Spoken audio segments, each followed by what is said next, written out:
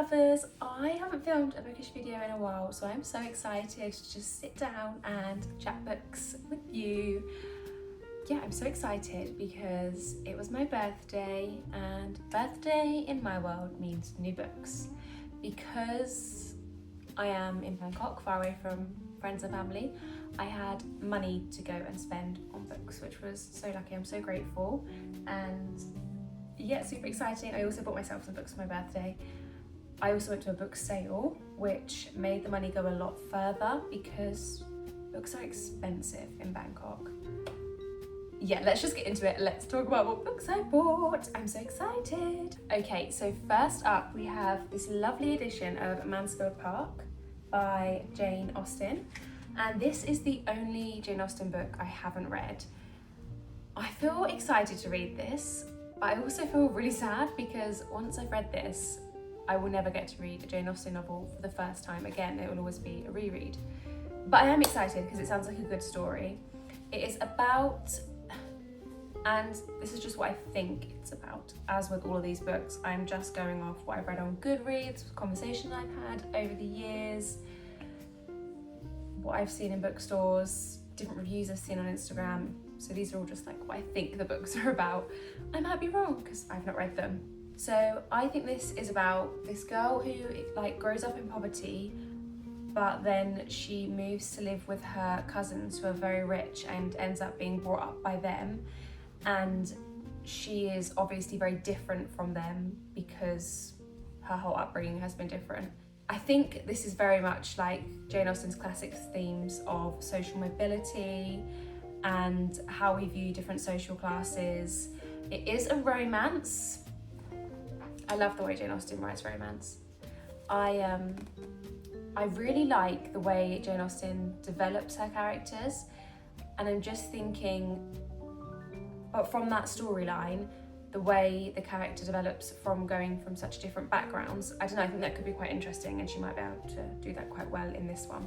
So yeah, very exciting. Hopefully it's good. Just in case you were wondering, this edition is a Penguin English Library edition. I think that's what they're called. It says here, Penguin English Library. So if you wanted this edition. I usually do buy like black covers with like the picture on the top if I'm buying a paperback that I'm gonna like annotate, but they didn't have any of those in the store. So I just bought this one instead. And it's actually so much prettier. I now kind of want to go and read all the classics. I collect too many editions of the classics. Can't do this. Okay, so this next book, it's one you have seen me talk about probably a million times because I said at the start of the year I was excited for its release and I couldn't wait to read it, and I really didn't want to have to wait this long to read it, but alas, here we are. I've still not read it, but I own it now and it's probably going to be my next read actually.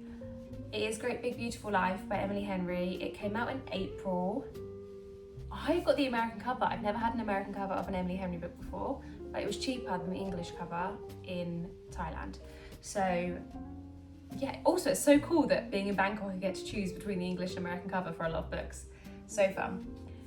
Yeah, so this is basically, I can't really tell you what it's about because I've tried not to find out what it's about, but the vibes I've heard are Seven Husbands of Evelyn Hugo meets Emily Henry. I'm so here for that. I'm so excited. Maybe I should read the blurb now. No, I'm not going to. I'm going to try and go in as blind as I can. But yeah, I'm really, really excited. Okay, so our next book is a bit of a different vibe, a very different vibe. It is SPQR, A History of Ancient Rome by Mary Beard. And I have just been loving ancient history at the moment. I keep reading about it online, watching different things on it, looking at it on YouTube. So I really wanted to read a book on it, but I felt quite daunted. I don't even know if that's the right word. Is that even a word? It was quite daunting trying to like think about what book to read on ancient Rome or ancient Greece. So I watched Kissed Reads, one of his videos on like recommendations for beginner books on the Romans, and he recommended this one, and it's by a female author, which we love. And yeah, that's literally the reason I chose this book. It's really well reviewed, and it's very, very recommended in like the history book genre. So I'm very excited to read it, and yeah, hopefully this will give me all the foundational knowledge I need to know on ancient Rome, so then I can read more specific books on different parts of ancient Rome. Next up is another book that has sat on my TBR for forever, like literal years, and I'm so happy I finally own a copy and I can read it. I actually already had a copy on my Kindle, but yeah, just haven't got around to reading it. I think it's because I knew I wanted to buy the physical copy, but now I own the physical copy and I got it on sale, so maybe that's why I waited so long. It is Days at the Maracasi Bookshop, and I got the second book too. So I think this first book is about a girl who is heartbroken, and she basically ends up taking over someone in her family, I think, bookshop. Yeah, she ends up taking over their bookshop, and it basically is about the healing power of books. Now, I love books. Obviously, I love books. I just need to finish that sentence. I love books that talk about reading in an amazing way, and that highlight the healing power of reading. When I've gone through a hard time, books have like healed my soul. They've just helped me so much through everything, and I love books that capture that, and I'm really, really hoping this one does. Also, we're so here for the covers. Look at them, they're so pretty. So excited about this one. And again, it's on my 25 for 2025 TBR, which we're in August. I need to start wrapping that up and really making sure I'm ticking off those books. I am well over halfway with it, so we're on track, but it's good that I've got this one ready.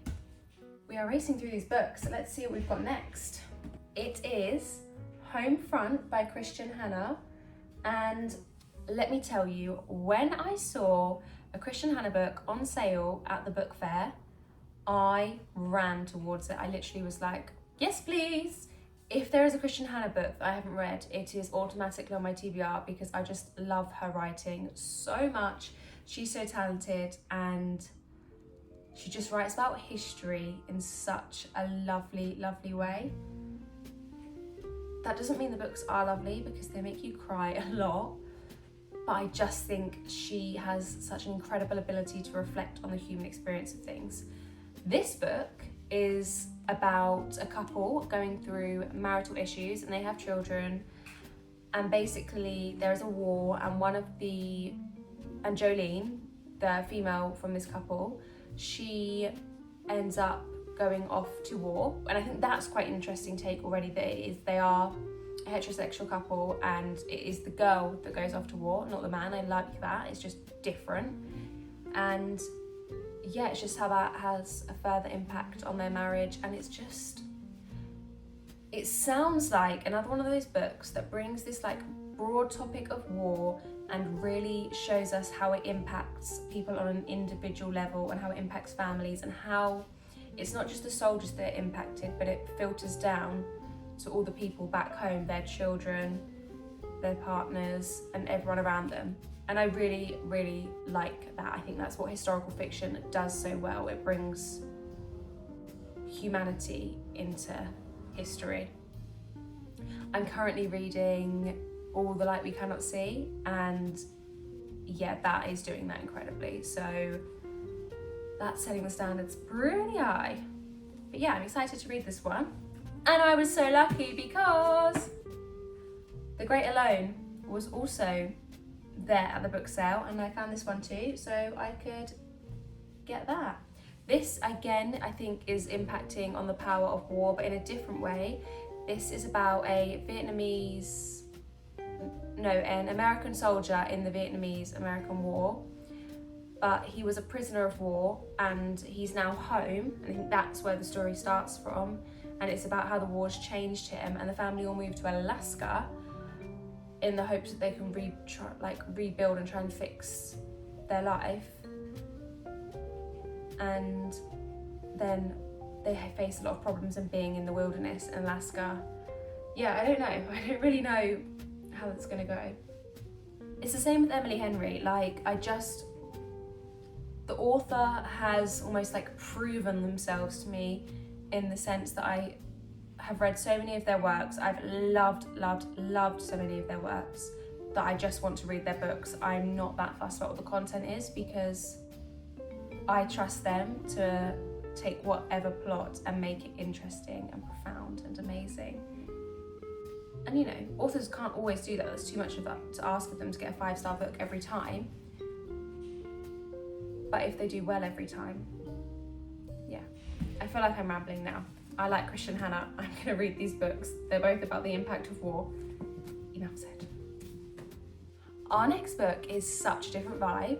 It is Beyond the Mat. It's a non-fiction book about the philosophy of yoga and how to implement this into your everyday life. I've read quite a few books like this now. I love yoga philosophy, and I just think I'm always really interested in how I can bring that into my everyday life and not just make it a form of exercise that I do. Yeah, so that's that one. If you're interested in like spirituality and you don't really know where to start, and maybe like religious spirituality might feel a bit too far for you, I don't know, this is a great starting point, like yoga philosophy. Or if you just do yoga and you'd like to think about like that whole approach to life, really recommend books like this. Haven't read this one yet. The 8 Limbs of Yoga is really good. Yeah. Okay, we're switching the vibe up again. This was a completely random pick. I had never heard of this book before the other day when I bought it, and I just saw it, and it was about the Romans, and I love the Romans at the moment. Can't tell you why. I did love the Romans when I was in primary school, so I don't know if that's where it's come from. I did visit a Roman castle when I was back in the UK that I visited quite a few times as a child, and then maybe that's what's like really kick-started this love and obsession with the Romans again. But yeah, it's a historical fiction novel about Marcus Aurelius, who is, or was, he's not anymore obviously, he was an emperor of Rome, and it's about the last few years of his reign. It's called Sword of Empire by Richard Foreman. It's actually 3 novellas put into one book. But yeah, I'm really excited about it. I have no idea what it's going to be like. I've never read a historical fiction book set on like about Marcus Aurelius or about this period, and I've not seen any reviews of this book. I've never seen it anywhere. It might be great, it might not be, but we're going to try it. I try to occasionally have a book like that. Generally I have a rule that I can't just like sporadically pick up any book I want, but if I am doing like a big book haul, I try and pick up one that I've never heard of before, just to get me out of my comfort zone a little bit. The last book, and guys, when I tell you this is the scariest, it's not a horror, but it's the scariest book I've ever read. It's something I've always wanted to read, and I decided that now was the time. It is the Iliad by Homer, which is an epic poem written in like the ancient Greek period, translated by Caroline Alexander. Finding out like who to get as my translator, that doesn't even make sense, as if they're like translating it personally for me. No, like finding out what translation to read was overwhelming, because there are so many, and it seems that there are so many advantages and disadvantages to all the different translations. I used ChatGPT, and I was like going back and forward, and I was putting in all the different translations I could find that were available to me in the shops here in Thailand. And yeah, I went with Caroline Alexander. And the reason I chose this one is because from all the like feedback I got, this was medium difficulty whilst retaining most of the like story and emotional style of Homer, and it's used in academic settings as well, which I kind of wanted, because then I was like, it is like a good, not reliable, it is also like a good historical document to enhance my understanding of ancient Greece, even though I know it's fiction. But yeah, I don't know. It seemed like a good one. I really enjoyed the introduction because I have already started reading it. It was very useful. And in order to help myself understand this book, I did do the Open Learn course on reading the Iliad, which is provided by the Open University, and it's completely free. You just have to sign up for an account and you can do any of their courses. But that has definitely helped my understanding and enjoyment so far. I definitely recommend it. I'm only like a little bit of the way in, but I feel like I fully understand what's going on. And that is enough for me. Yeah, I'm really enjoying it, and some of the writing is really, really beautiful.